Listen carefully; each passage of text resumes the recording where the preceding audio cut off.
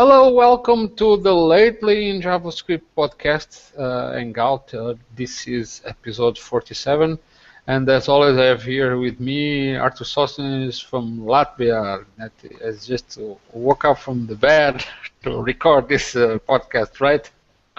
Yeah, do I look like that? Yeah, it's my hair. Uh, well, I assume that was the case because we are not used to record this earlier, but it's okay. It's always interesting. So, Arthur, how are you doing?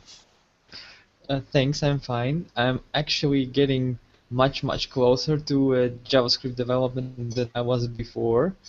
Really? I am now working in a new startup company that's it's called Countly, and it's an open source mobile analytics, providing analytics services for mobile apps, and it is completely written in JavaScript. So as you would probably say, I'm moving to the dark side of JavaScript, but I'm now working with Node.js mostly and using frameworks like Backbone for Yeah. simple app development for UI. So it's been an amazing month. Lots of new things to learn, to try out, and I'm very excited to work on it forward.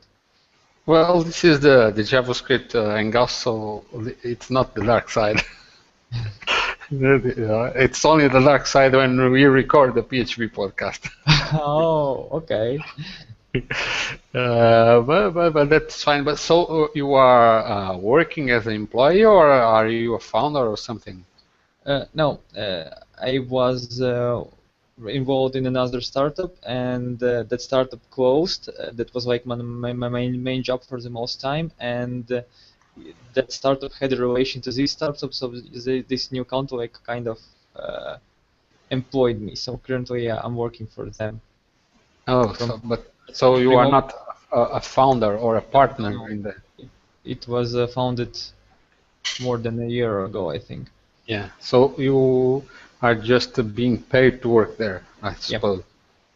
Okay, that's fine. So I suppose in the next times probably we have some more Node.js components submitted from somebody from Latvia, right? It could be quite tricky because you know what they say about apps. There's an app for that. Then now, while looking at Node.js, they're almost for every need that there is a Node package for that. So it's hard to find a niche where to create something new, but I'll try. Well, for instance, for the JS classes to be innovative, it just matters there is no other package in there that does the same over there, so it would still count. And as a matter of fact, the Node.js packages are just a minority right now, but that could always change in the future. But okay, let's see if you can bring us something new from that you can Okay. share from your work. Okay, so now we're going to actually move to the podcast and start talking about things that have been happening in the JavaScript world, starting from some news that some may think that they are sort of sad because Yahoo had just announced that they are giving up on the development of the YUI toolkit. Well, personally, I think I never tried it in practice other than looking at examples and such, but I know people that have been using it a lot, although over time um, libraries such as jQuery sort of obfuscated other libraries like YUI that used to be more popular in the past. Artus, did you manage to try at least YUI somehow? Unfortunately not, and now probably I even won't know what it is exactly. I know that basically, oh yeah, who is built on it? There is a lot of UI YUI underneath, but I haven't looked and tried it. And yes, basically, as I explained in the article, there are lots of new technologies and approaches in JavaScript rising, like Node.js, like Angular, and Backbone for easier managing of the views representation, and focus is changing to that new direction, new approach, and there has been less and less commits or contributions from external developers to YUI, and basically that's why they are will stop working on it. Yeah, well, um, I think if people were not really using it much nowadays, that's probably that because it was not really the that popular as it was probably once. So maybe not many people will miss it. Uh, okay, now moving on to another topic. Let me find the actual screen here. I have too many windows open here that were making it confusing, but okay. So the next topic is related with a library that is meant to make it easy to sort of replace the libraries that, I mean, components that load content that probably relies on document write calls. And when you load something from a remote site, the progress of the page loading sort of halts until the remote request is, remote content is downloaded. So the idea here is that this library named PostScribe actually makes it asynchronous. So you can load a page that has some remote JavaScript, and you can use it to continue loading the rest of the page without having to wait for that part of the page to actually download. I was trying to look at the examples here, but I'm not sure if I can see as it used to be before, because I supposedly would see some results here, but for some reason they are not working.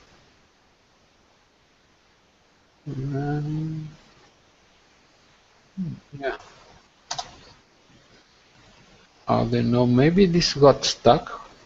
Oh, okay, it's working now. So they have several examples here. Maybe if I try to increase the font here, you can see it better.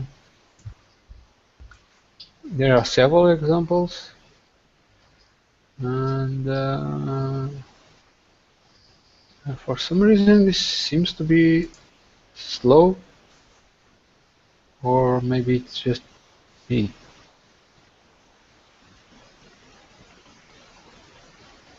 Yeah. Basically, we can see that PostScribe does the job asynchronously. Yeah.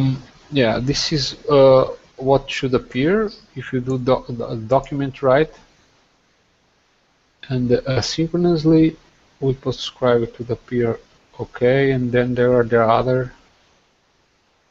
They're probably, I don't know what are those errors.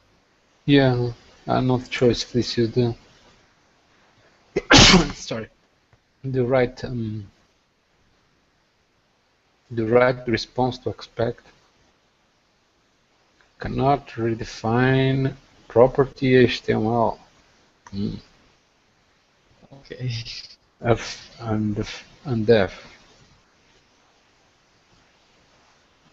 Well, so PostScribe is working, but it doesn't say what we should expect from the rest. So I think this example is not really working as it should. Okay, anyway, the idea is that you can load pages asynchronously and using the document write that otherwise probably would be blocking the loading the rest of the page. We saw lots of different approaches to that problem, like using a sync tag or injecting the script asynchronously, injecting remote script asynchronously, and this is just one of the another approaches that could be done. That after the page is loaded, only then you can like add HTML contents directly with document write to load the script, and the PostScript could do this synchronous job asynchronously. Yeah. Well, I was trying to play with the options here to see if I could see anything different, but I don't know what is going on. Probably this server of this. Yeah, it seems the other seems libraries low. Yeah. are not hooked up correctly or something like that. Well. Anyway, that's the purpose. So we're going to move on. The next topic is related with using cryptography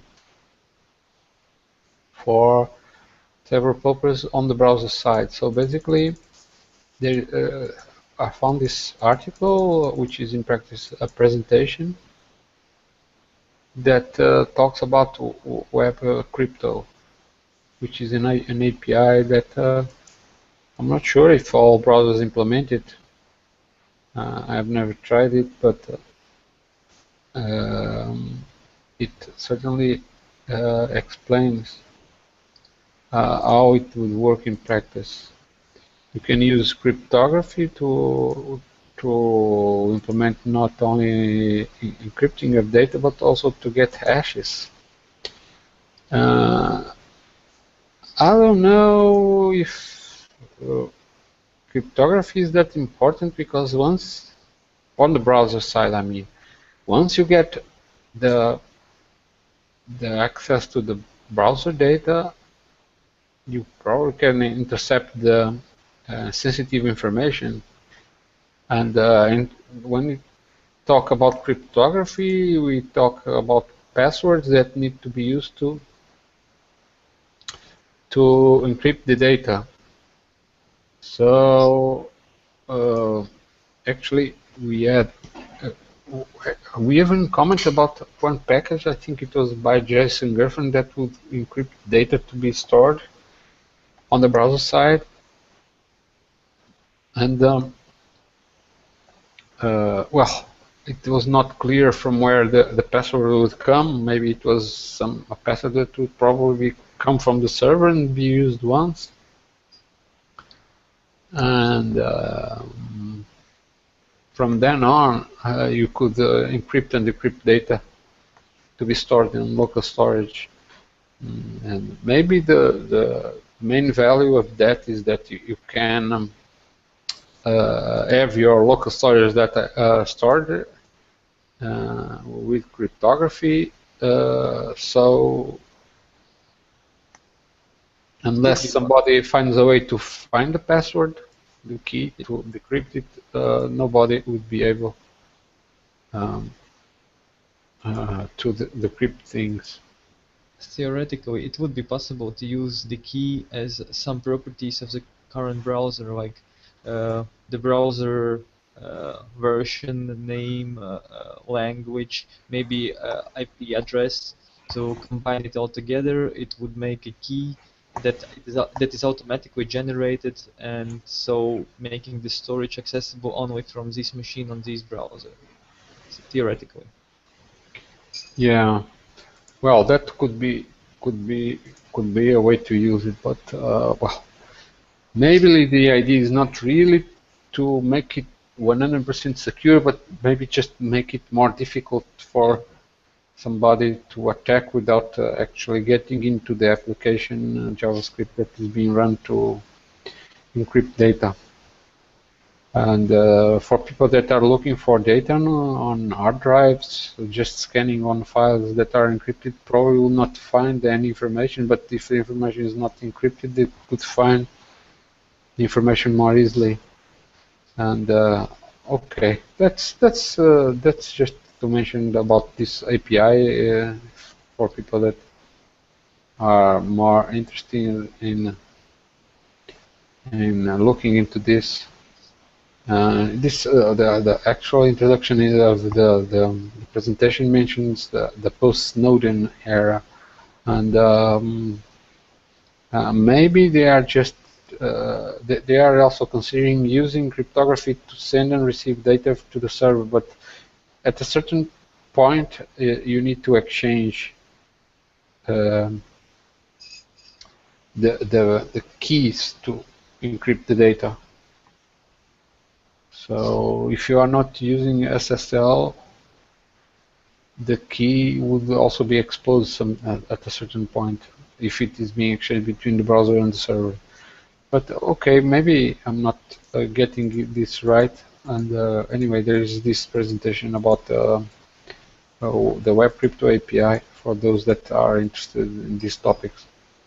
So moving on to the next topic, which is one of those point articles. In this case, it mentions 6 points to define constructs with only one argument. The idea, let me increase the font here, if I can. Okay, yes, I can, but it is large. No, it's okay now. So the idea is that instead of doing something like this to construct an object, you could do like many people do, which is to pass an object and to the actual object instantiation and take some properties from that object. So instead of passing many arguments, just pass one, but you still need to build the object that you want to pass as with parameters. So the first reason that they mention is it would be for easy maintenance and optional new. This is interesting because they are playing some tricks to avoid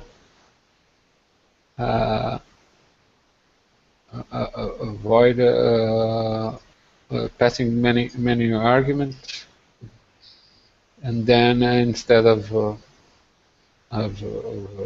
passing it to many properties, one argument at a time, it would pass a single argument, and as you can see here, they are applying here some logic just to determine if this this object is actually an instance of the object of the construct that you've been calling, and if not, it would actually return a new object passing the parameters to the object, and if it is the actual instance, it will assign just the variables. Basically, the easier maintenance part here is that if you add another parameter, like, I don't know, phone, in vanilla person class, you would need to change it in all 3 places, like the passing arguments, then returning an instance, and then assigning properties. But in person, there would be only one place to change it. Yeah, that's it. Another point is you sort of pass the parameters as the options to the object will be like passing named parameters. There are no named parameters in JavaScript, but this syntax is certainly very similar to named parameters. Yeah. Another point is you would actually deal with optional parameters. So if you have certain parameters that are optional, you do not need to pass them, but this way you would not even have to remember what is the right order, nor take in account the actual values that are being passed. Assumed as defaults, because they are optional anyway. So once you pass them to as an object, the the actual construction function will assume the right defaults. Well, it's not really what is happening here. But if you use this syntax, you have to rewrite this somehow to only assign values if the properties of the options parameter is being defined. Another supposed option, advantage that they mention is you get JSON deserialization for free, because in reality you would be actually already passing some data in JSON format already deserialized, which would be the definition of the object with the options that you want to pass. And then there is one point that's, for me, it's not very clear. It talks about idempotence, which basically is a property of functions that when they apply to themselves, they return the function itself. The application of the function itself. And here, I really not sure if this is very clear. Arthur, did you get this this supposed advantage? I'm actually not sure why vanilla person is not idempotent. You could actually also make it behave like that, and I think it was done in the first example where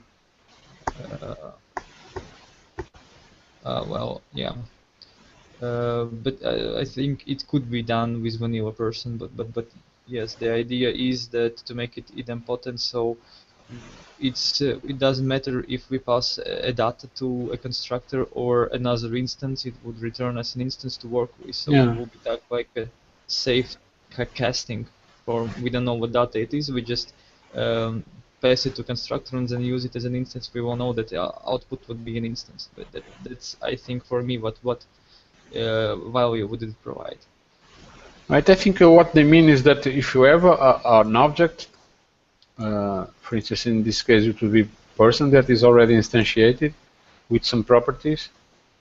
If you pass it to create a new object, passing it as parameter, it will take the object variables and assign them to the new object. So it will create a copy of the object.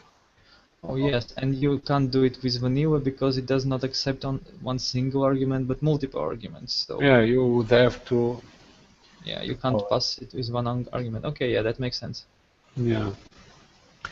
And this is avoiding boilerplate is another advantage that I did not get quite right. It just says if you are a domain-driven design guy, you struggle with verbosity of defining all your classes. But with one hierarchy pattern, you can avoid the boilerplate with a simple function like this. Yes, basically the struct function with this smaller case s struct function returns a new class. So you can dynamically define classes by providing what properties they should have. Well, this is really, really abstract.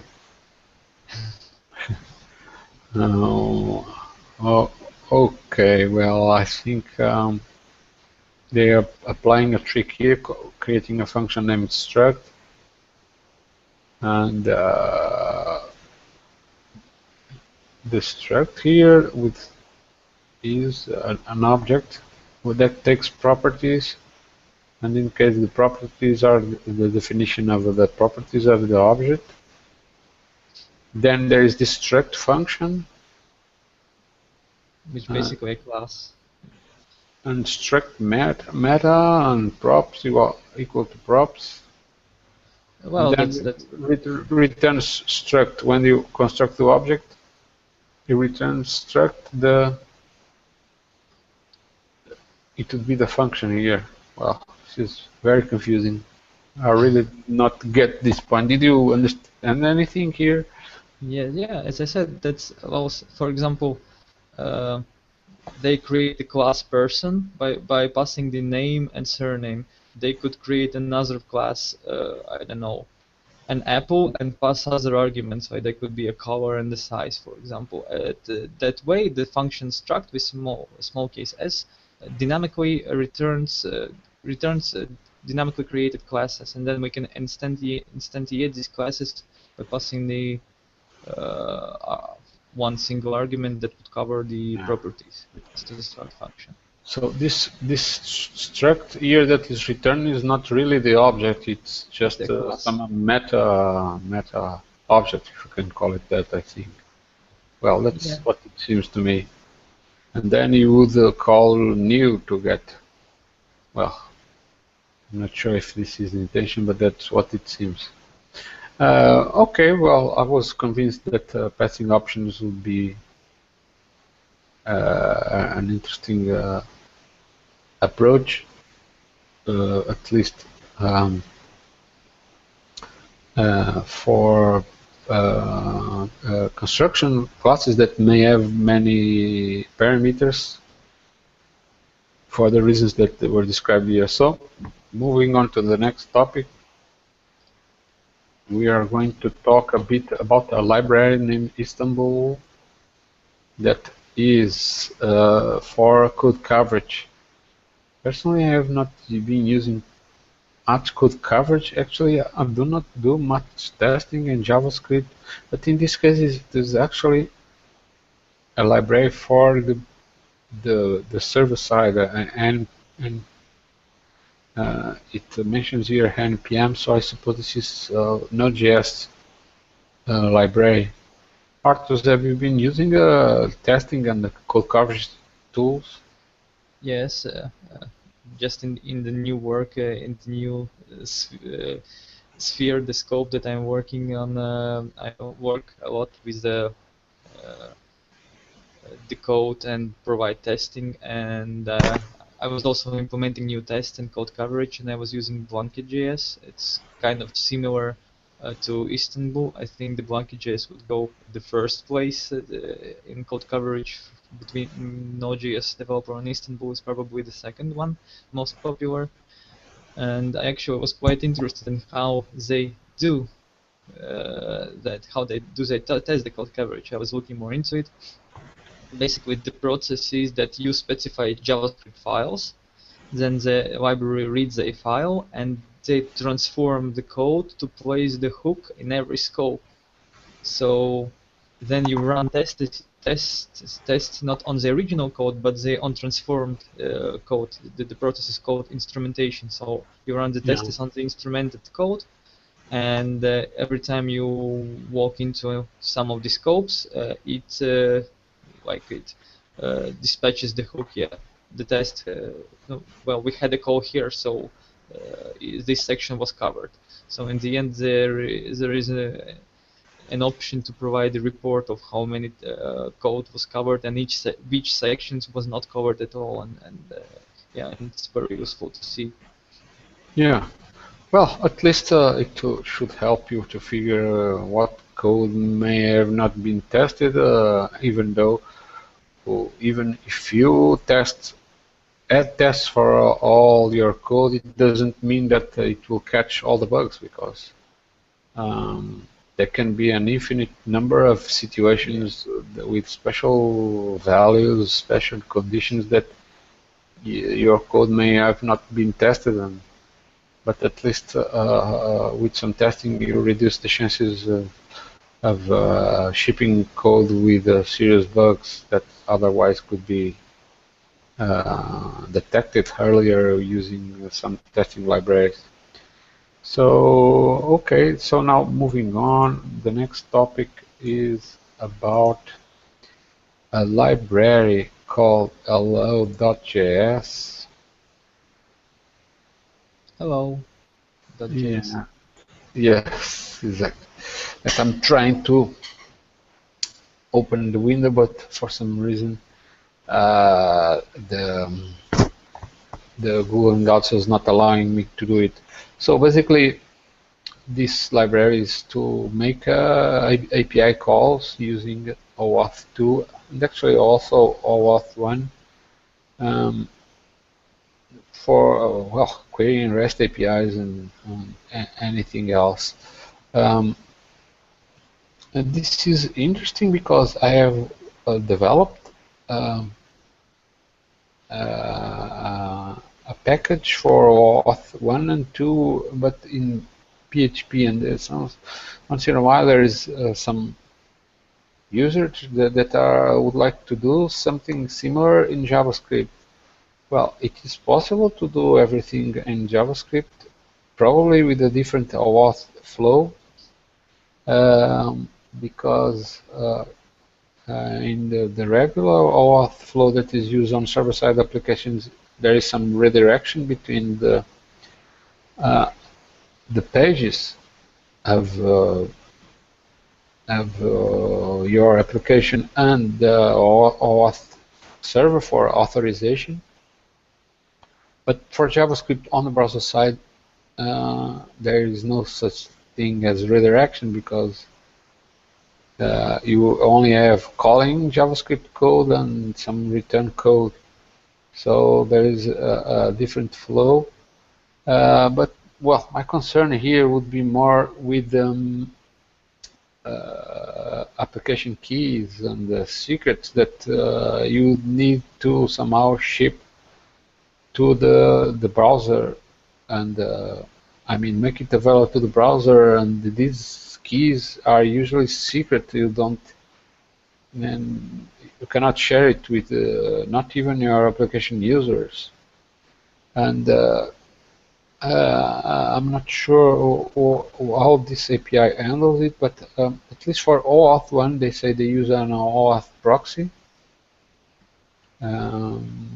But I assume that the OAuth proxy knows about what are the secret keys. I'm not sure if I'm getting this right. Arthur, are you familiar with OAuth? Did you get how this works?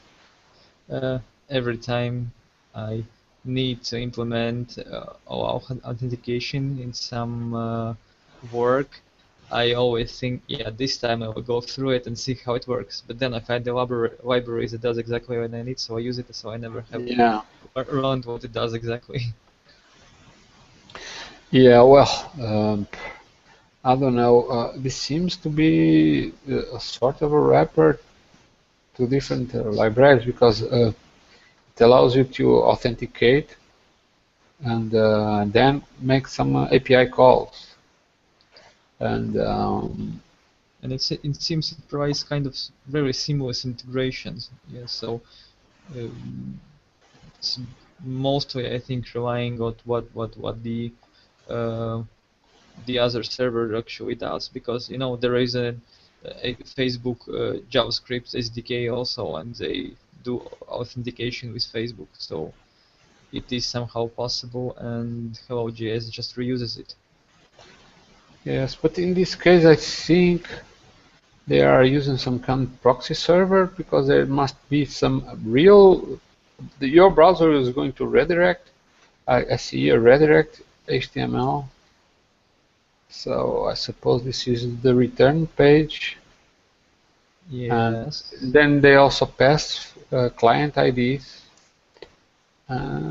These are usually secret. Well, but wouldn't redirect would not be a problem. You just open a new window, and as it is a child window, it is controlled, and when you get back to the redirect URL you provided, so you can retrieve any values there and pass it to a parent window.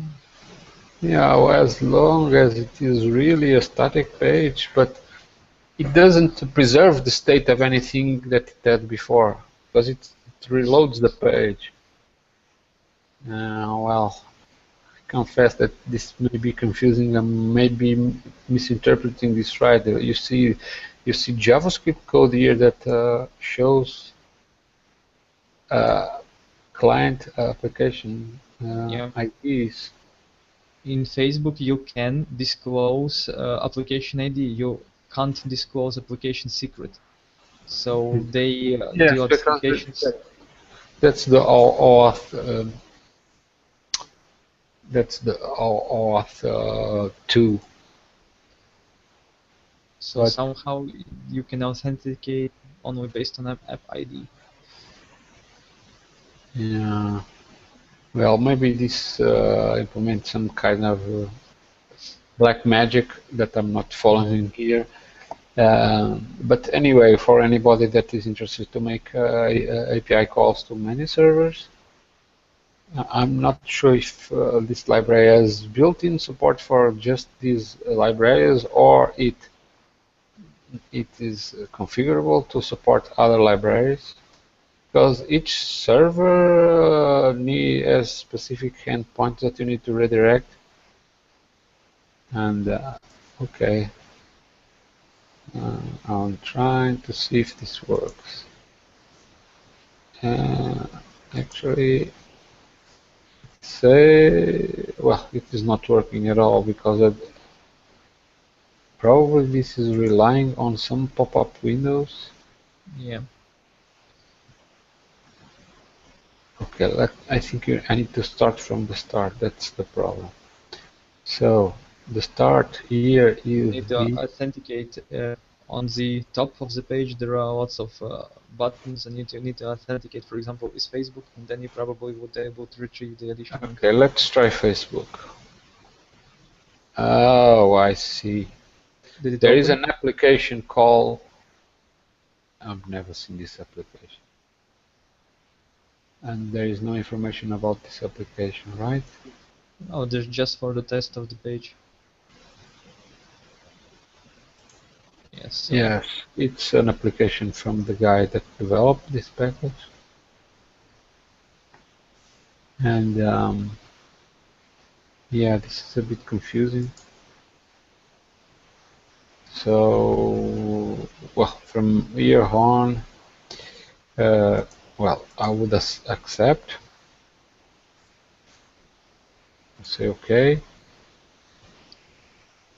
and it reloaded the page.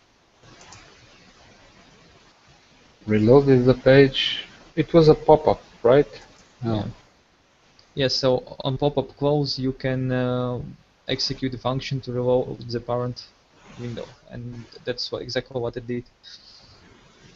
Yeah, so if I am logged, I suppose that it can execute some other Yep, it should be. some other methods like this one. No. Yeah, just click on the green checkbox that's now appeared. Yeah, it should provide you. Oh, it's working. Developer, the PHP classes org site. Oh, this is impressive. We can see where did you go to high school. As if it is not public in the Facebook. Well, okay. People that are interested to implement this JavaScript on the browser side, I mean OAuth on browser side, there are certain. This is interesting. I'll try to study a bit about this later. This is what I would call it works automagically. Well, maybe there are just a few details that I'm missing, but I'll have to study it better. So with this, we practically ended the list of topics of this podcast. So now we are going to take a look at the Innovation Award nominees as usual. So with this, we practically ended this podcast. We have covered several interesting libraries. Lately, I confess I've not been able to find many interesting topics about JavaScript when compared, for instance, with PHP, but I hope these topics have been interesting enough. And also next month, I hope that Arthur can bring us also more interesting topics to talk about now that is this rediscovering the Node.js world, right? Yeah. Yeah, That's all I have right. to say for now. Yeah. Cannot promise anything. So we reached the end of this podcast. So on my behalf, that is all for now. Bye. Bye.